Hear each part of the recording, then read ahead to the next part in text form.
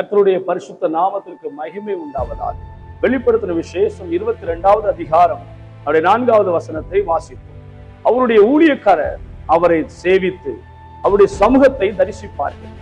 அவருடைய நாமம் அவர்களுடைய நெற்றிகளில் இருக்கும் என்று ஆண்டவர் நமக்கு ஒரு பெரிய பாக்கியமான வாக்குத்தத்தங்களை தந்திருக்கிறார்.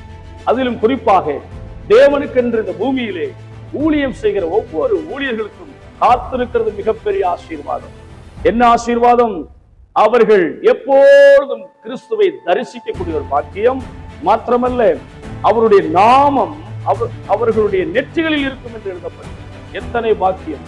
ஆக தேவனுடைய ஊழியத்தை செய்கிற ஊழியர்களுக்கு நானும் கிறிஸ்துவின் வார்த்தையை முன்னிட்டு உங்களுக்கு சொல்லுகிறேன், இன்னும் உற்சாகமாய் ஊழியம் செய்யுங்கள்.